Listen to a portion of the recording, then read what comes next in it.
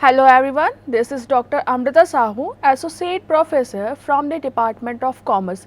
Today's topic is calculation of pre and post incorporation profit or loss. First of all, we should understand the meaning of incorporation. Incorporation is the legal process used to form a corporate entity. The company received the commencement certificate for this. Introduction. When a running business is taken over from the date prior to its incorporation, the profit earned up to the date of commencement or incorporation is known as pre-incorporation profit. The same is to be treated as capital profit. Since there are profits which have earned before the company came into existence.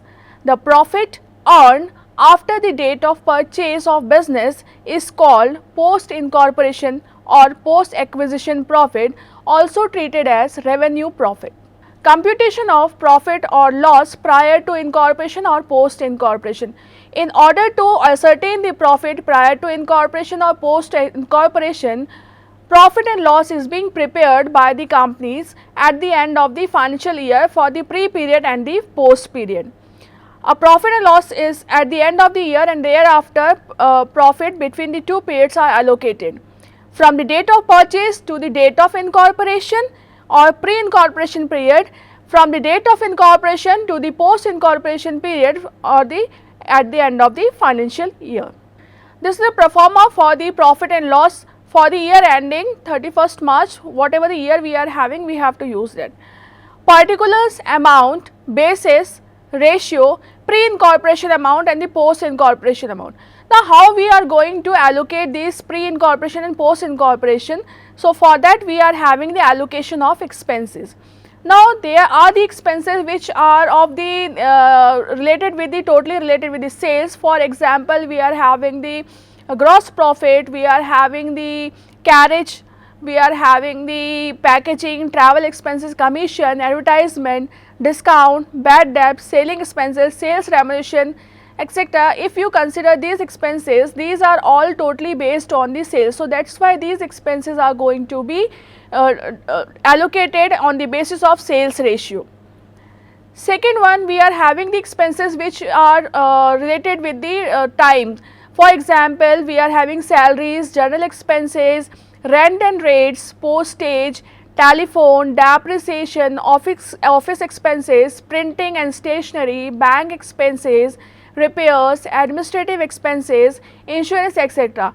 If you see these expenses are totally based on the time, or we allocate on the basis of time ratio.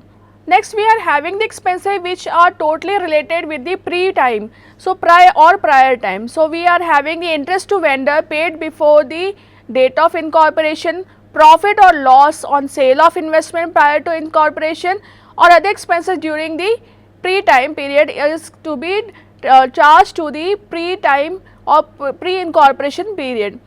For vendor interest, I want to explain, if this interest is received after the date of incorporation, then we have to allocate on the basis of time, means whatever the time we are having for the pre-time and whatever the amount is received at the date of after the date of incorporation and the month we have to calculate. So, this is to be distributed on the basis of time.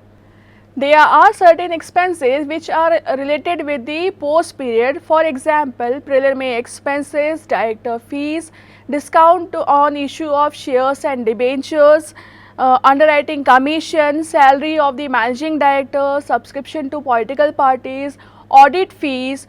These are of the nature which are totally charged to the post period, and when we draw the profit and loss statement, we have to charge to the post period, and we will get the result as the pre-incorporation profit and the post-incorporation profit. So, pre-incorporation profit, that profit is going to be transferred to the capital reserve, whereas the post-incorporation profit is to be transferred to the statement of P&L. Let us take an example. With the help of this, we can find out the sales ratio and time ratio for allocation of the expenses. Here we can take 1st of April to 31st March is our financial year, and in between we are having the 1st of August as the date of incorporation. So, 1st April to 1st of August we are having the time April, May, June, July, They are 4 months, and from August to 31st of March we are having the 8 months of time. So, ratio for the time will become here 1:2. On the same manner, in the same manner we are having the sales ratio. Suppose the pre-time sales we are having 30,000 and the post-time sales, that is after 1st August to 31st March we are having the 90,000. So, ratio will become 3:9 or 1:3. So, here this ratio will be, sales ratio will be 1:3. So, this is, from this module we have understand how to calculate the pre and post incorporation profit, how to calculate the sales ratio, time ratio, and with the help of this we can draw the profit and loss statement. So, this is from my side. Thank you.